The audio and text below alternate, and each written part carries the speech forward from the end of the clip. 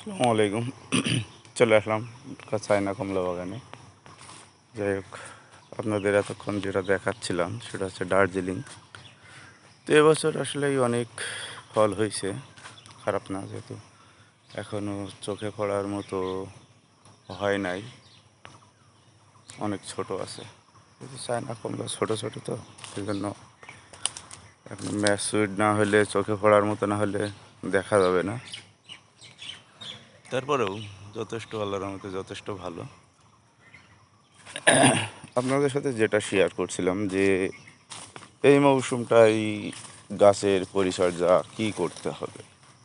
গাছের পরিচর্যা বলতে দেখেন, ফেরোমন ফাঁদটা খুবই জরুরি, খুবই জরুরি। এই কারণে এই যে আল মেরে সব ফেটে গেছে, যে আল মারছে হলুদ হয়ে ফেটে যাচ্ছে।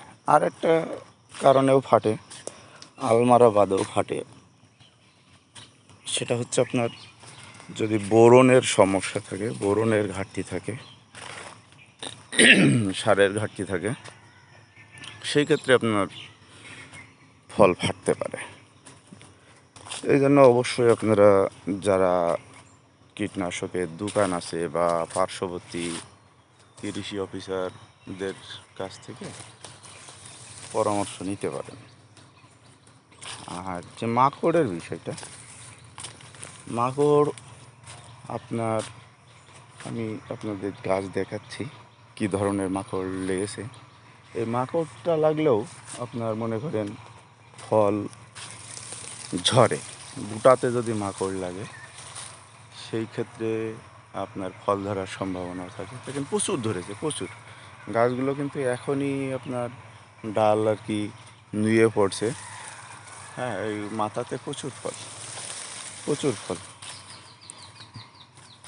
এই যে ডালগুলো আপনার ঝুলে পড়েছে, এগুলো প্রচুর ফল আছে এবং ঝরেছেও প্রচুর। আর তাপমাত্রার কথা তো আসলে নতুন করে কিছু বলার নেই। যে পরিমাণ এবছর তাপমাত্রা গেছে, তাতে করে আপনার ফলটা একটু বেশিই ঝরেছে। যাই হোক, আপনাদের যেটা দেখাতে চাচ্ছিলাম আমি, মাকড় কী ধরনের মাকড় আমার বাগানে লেগেছে। আপনাদের যদি এক এক বাগানে কিন্তু আসলে একই ধরনের প্রবলেম হয় না। এই যে সাদা সাদা দেখেন মাকড়সা জালের মতন, এইগুলো যদি বুটায় আপনার লাগে সেই ক্ষেত্রে আপনার ফলটা ঝরে যাবে। আমি আপনাদের এমনই একটা গাছ দেখাবো যেটা ফলে একটা দেখেন, এটা পাছায় লেগেছে, আবার অনেকটা আপনার মুখে লাগতে পারে। হ্যাঁ, ফলের মুখে লাগতে পারে। তো আমি সেই ধরনের একটা গাছ আপনাদের দেখাতে চাচ্ছি যে ফলের বুটার কাছে মাকড় লেগেছে।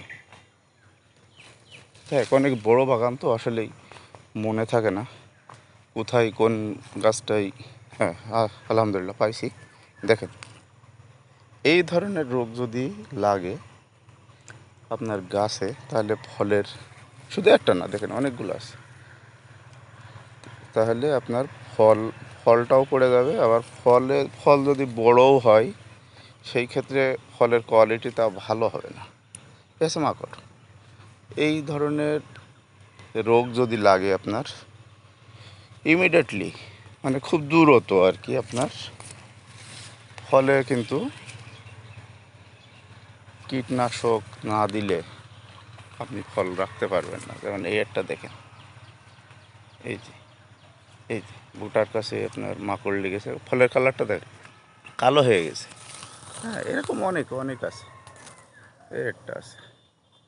তো এইগুলোর জন্য অবশ্যই যে ধরনের পরিচর্যার দরকার হয়, যে ধরনের পরিচর্যার দরকার, এই যেটা পড়ে গেল, যে ধরনের পরিচর্যার দরকার হয় আপনারা সেই ধরনের পরিচর্যা গ্রহণ করবেন। দেখেন, এই যে আঠা ধরতেছে, এই মাকড় লেগেছে, মাকড়ের বুটাগুলো, এই ফলগুলো সব ঝরে গেছে ভাই। হ্যাঁ, এখানে দেখেন পাতার কালারগুলো দেখেন শুকনো। এগুলা অবশ্যই পরামর্শ করবেন। এই যে এই গাছেও আছে, হলুদ হয়ে গেছে। হ্যাঁ, হলুদ হয়ে গেছে, ক্যামেরায় দেখতে পাচ্ছেন কিনা জানি না। হলুদ হয়ে যাবে, হলুদ হয়ে ঝরে যাবে। তো যত দ্রুত সম্ভব, এই যে যত দ্রুত সম্ভব এটা রোধ করার জন্য অবশ্যই কীটনাশকের দোকান থেকে পরামর্শ অথবা কোনো উপজেলা কৃষি অফিসারের পরামর্শ নিয়ে দ্রুত আপনার স্প্রেটা দিয়ে দেবেন, তাহলে এই মাকড়টা আপনার চলে যাবে। আর ফল ফাটার জন্য অবশ্যই বোরন গুঁড়াই দিতে পারেন, গুঁড়াইও ইউজ করতে পারেন, আবার স্প্রেতেও ব্যবহার করতে পারেন, কোনো সমস্যা না, পরিমাণ মতো। তো বহুদিন আসলেই প্রায় 5 মাস বাগানে কোনো ভিডিও দেইনি, কারণ মনটা খারাপ ছিল। এবছর অনেক ঝরে গেছে ফল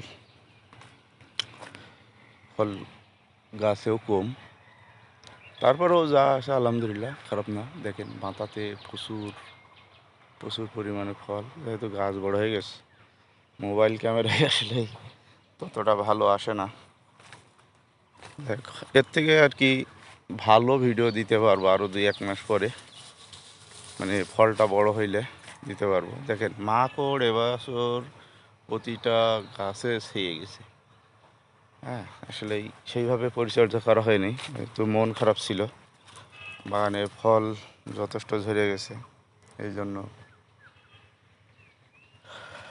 পরিচর্যার একটা গ্যাপ ছিল, যে ঝরে যাচ্ছে এই তাপমাত্রায় কী ব্যবহার করব এইরকম আর কি একটা সিচুয়েশনে বাগানে আর কি সেইভাবে ভিডিও করা হয়নি। আমাদের নিচেটা যদি একটু দেখাই, বাগান সবসময় এরকম পরিষ্কার রাখবেন, তাহলে আপনার বিভিন্ন পোকামাকড়ের আক্রমণ কম হবে, দেখতেও সুন্দর লাগবে, আপনার বাগানের ভিতরে বেড়াতেও ভালো লাগবে। আমি চেষ্টা করি যতটুকু সম্ভব ঘাস বা আপনার আগাছা এগুলো পরিষ্কার রাখার। এই যে এখন টুকটাক বর্ষা হচ্ছে, তো সামান্য হয়তো ঘাস হয়েছে, এগুলো ইনশাল্লাহ পরিষ্কার করে দেব। অর্কার পাইলে পরিষ্কার করেন, নিজেও করি, অর্কারদের সাথে নিজেও করা হয়। তো যাই হোক, একসাথে করতে আর কি একটা মজা আলাদা। হ্যাঁ, একসাথে দেখা যাচ্ছে অর্কারও হলো 3-4 জন, নিজের সাথে একটু কাজ করলাম, ভালো লাগে আর কি। নিজের কাজ নিজে করতে অনেক ভালো লাগে, গল্প করতে করতে সময় চলে যায়। যাই হোক ভাই, সকলকে ধন্যবাদ। নেক্সট ভিডিও আবার কিছুদিন পরে দেবো ইনশাল্লাহ। সেই পর্যন্ত আসসালামু আলাইকুম।